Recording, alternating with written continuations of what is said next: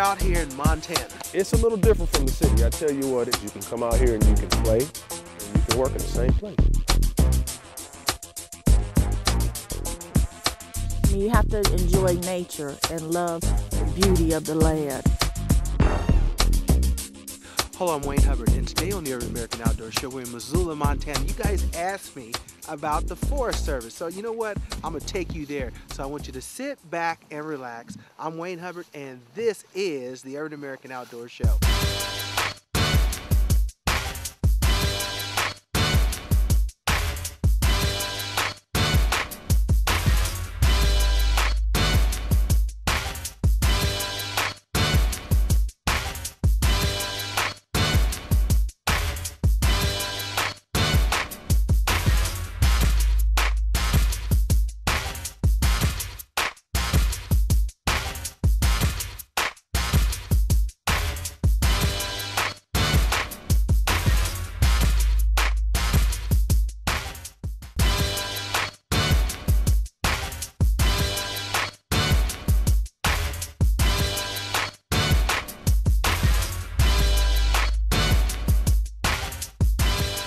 If you're interested in an opportunity, if you love the outdoors, here's a place where you can work and you can have fun. So this is the historic 9 Mile Ranger Station. It was a remount station actually established in 1930 to be a place where the Forest Service would buy horses and mules, train them, and then send them out with the young rangers across the northern region so that they had their stock. Many of the first rangers who started with the Forest Service were to bring their own horses, saddles, and equipment when they were hired. This region was Region 1. That's right. We're the very first region in the U.S. Forest Service, established in 1905 with the establishment of the Forest Reserves Act. Teddy Roosevelt established the Forest Service. But there were certain places that Gifford Pinchot and John Muir each wanted established. John Muir was very much interested in preservation of the natural resources. Gifford Pinchot had a little bit different idea about what national forests could do and what they meant to the American people. He was a German-trained forester from a very wealthy family back east. And so when he convinced Teddy Roosevelt to develop the Forest Service, not with a lot of help from Congress, the parks for preservation, preserving those places to stay the same so future generations can see like the Yellowstone geysers. But national forests were a little different. So they were for conservation of resources for uses. And keep in mind, as we went into World War I and World War II, the need for wood, the need for beef, all of those resources became very, very important. And a lot of those came off from national forest lands. This site was actually built by the Civilian Conservation Corps. It was 1930s. Pinchot had this idea that there are all these natural resources out there that people could enjoy if campgrounds were built, if ranger stations, different facilities were out there for people to do it, especially roads, because the automobile was just coming into use. Okay. They went out all day, often more than one day, but they went out all day and built trails, built the roads, and then would come back into their bunkhouse and their food. I think they were paid, it was about $1 a day back then. But that was good. That was, any wage was a good wage back then. About 1910, there was a huge fire that ravaged most of Idaho and parts of western Montana. And the question was, how do we replant all about 3 million acres? Oh my, it was that big. It was that big. It was probably the largest fire that changed the face of conservation in this country. I was just excited to hear how not only is the Forest Service with the history, but what's going on today. How, really using science and just everything that you guys are doing to make this incredible.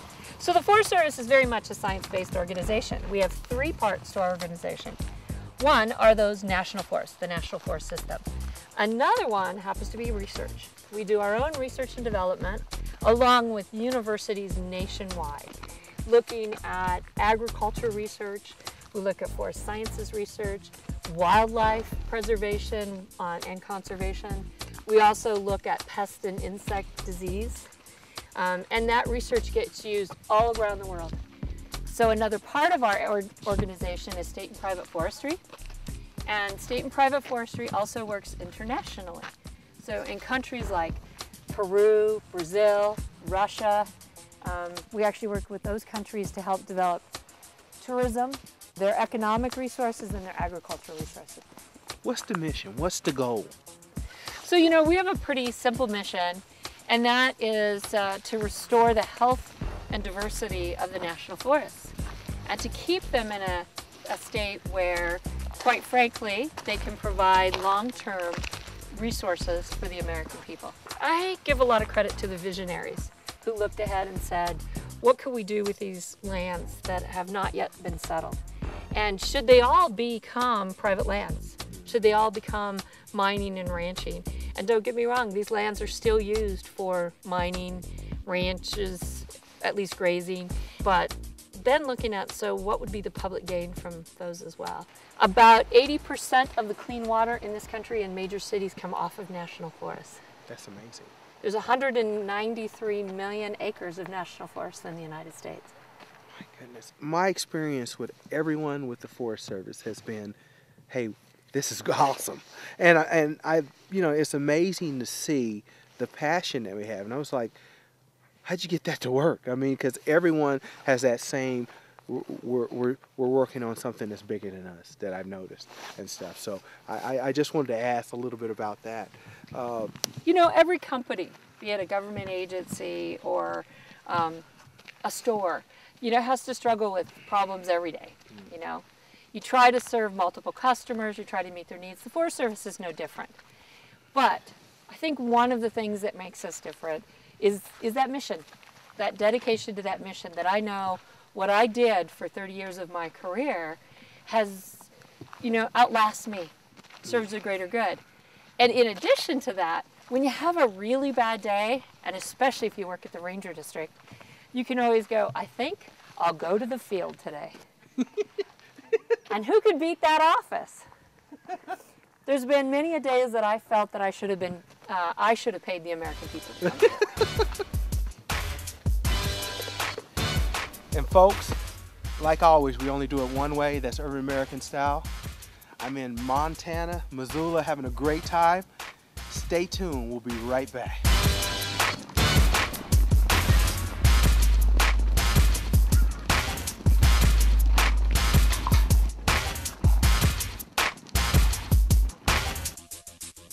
We're watching out for those Sasquatches.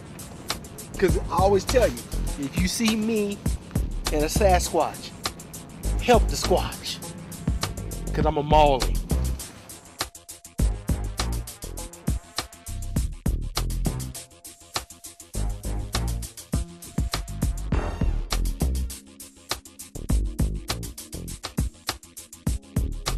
First you saw Shrek, this is Donkey right here.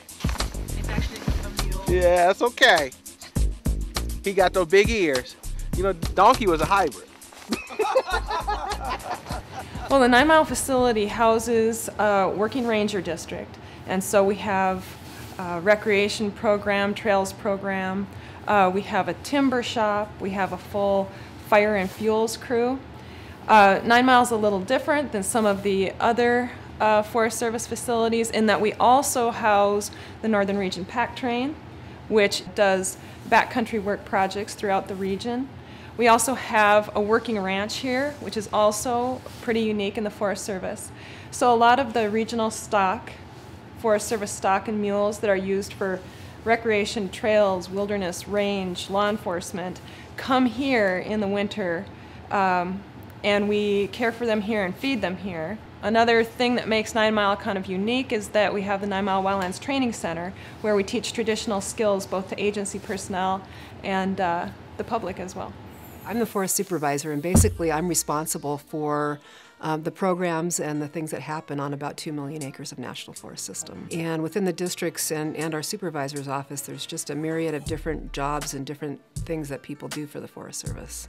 I love what I do because of the diversity of the work. Every day is different. You can be doing anything from getting ready to go on a week-long pack trip out in the mountains, to skiing, to doing stand exams on forested lands, to working with people in recreation areas. It's just every day is something different. I'm the front frontline contact for the public if they have issues or needs in this section of National Forest.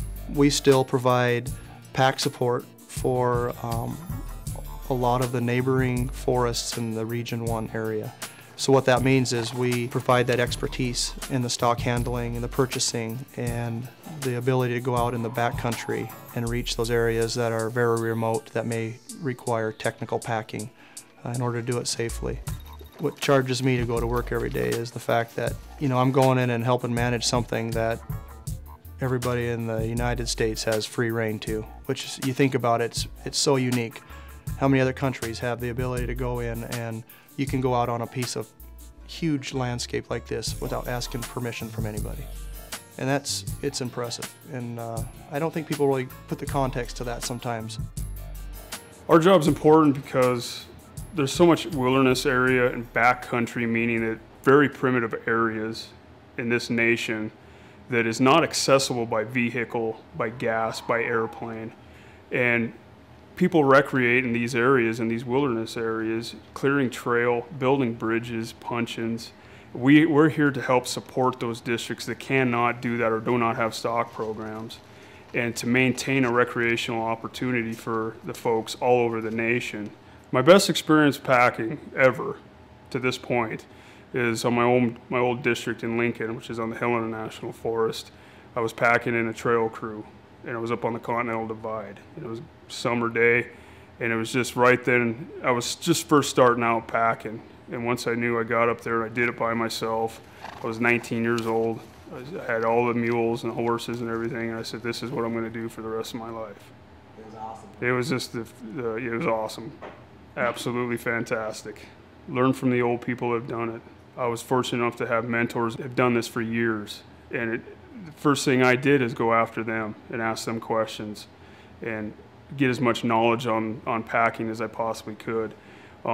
They taught me everything from how to mani to saddle to actually how the hierarchy of the pack train goes through the woods. And I just pursue that, and if you have a passion for it, go after it and just learn as much as you can about it and do it, actually do it.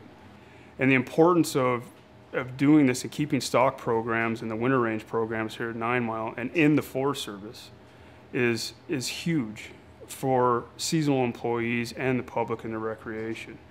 And it's a vital entity to support backcountry and wilderness areas and to keep them thriving and moving throughout the future.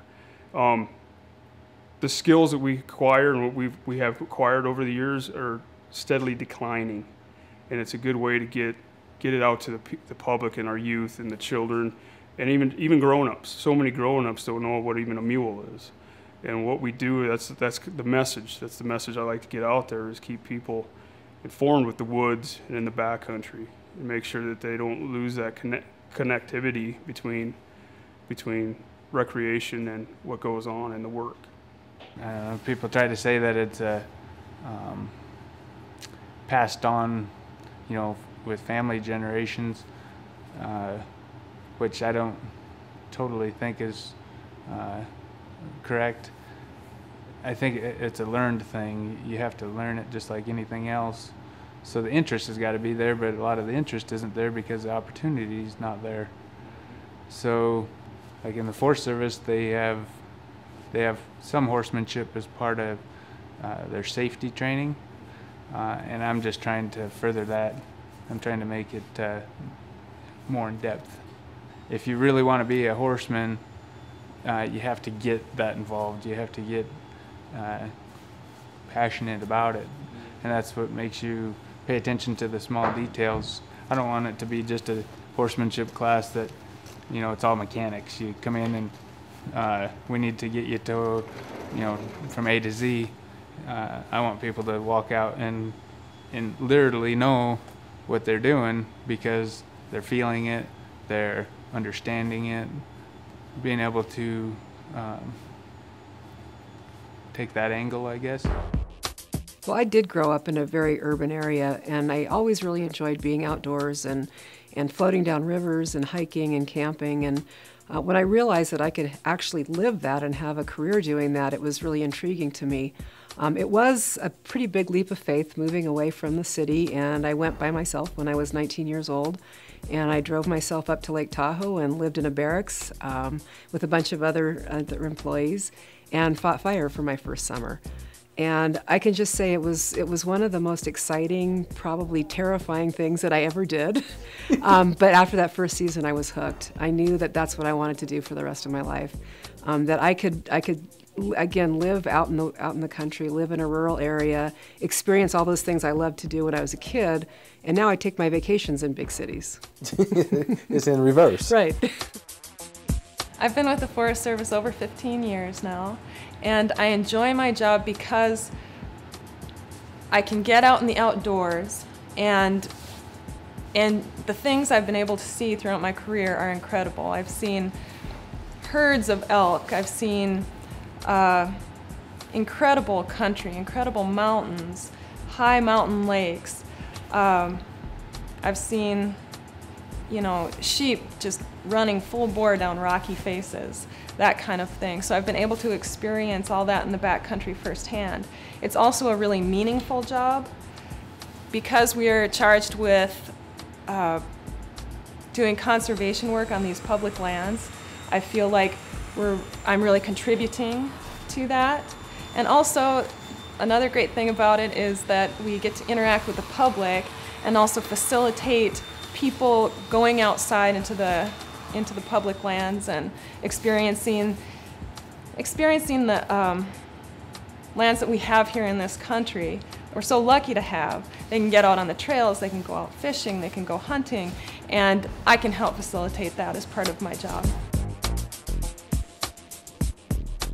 I think that it's important that people get out and experience their public lands and experience the natural world and all that it has to offer. What to do and what not to do in the Forest Service. What not to do, don't be crazy out here. Stay tuned, we'll be right back.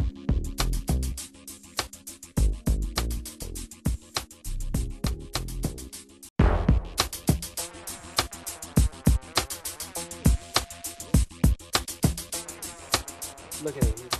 You got the donkey. Donkey even laughing. He happy. The donkey happy. But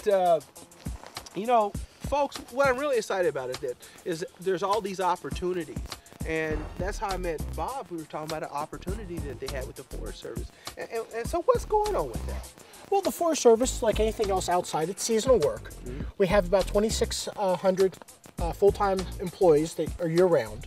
And then we have approximately another 1,000 part-time employees just for summer work. And that ranges anything from working out in the forests, working in offices. We're not just about firefighting. You guys do everything. There's jobs for every position, from working on a computer to websites to scientists and research. Acquisition, budget management, finance, administration. I mean, everything that has to happen in a normal business and organization has to happen in the Forest Service. I've been with the Forest Service about 2 years. I've met a lot of great people, seen a lot of different things that I don't know if I would actually have seen in the private sector. Been able to acquire a lot of skills that will serve me. Being in Montana, Missoula specifically, there's not a lot of diversity. It's getting better, but there's still not a lot.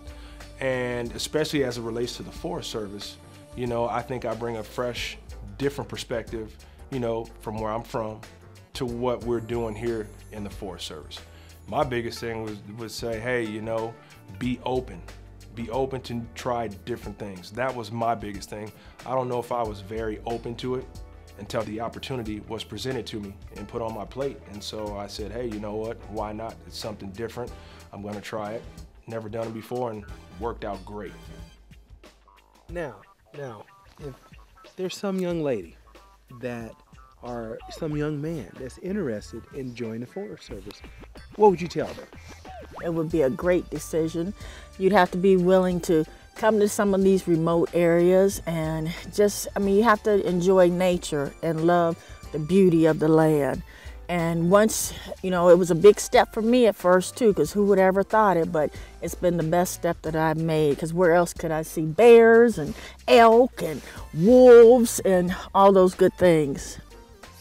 See, that's what I'm talking about. One of the most important things here on Urban American Outdoors is showing you opportunities, not only just talking about hunting and fishing in the outdoors, but I know a lot of you are talking about, hey, there's jobs. What about the jobs? What about, here's a way that you can have a job that can also have recreation that you're right in the middle of. Knowing that you're from the city, Kansas City, you know, brother looking good.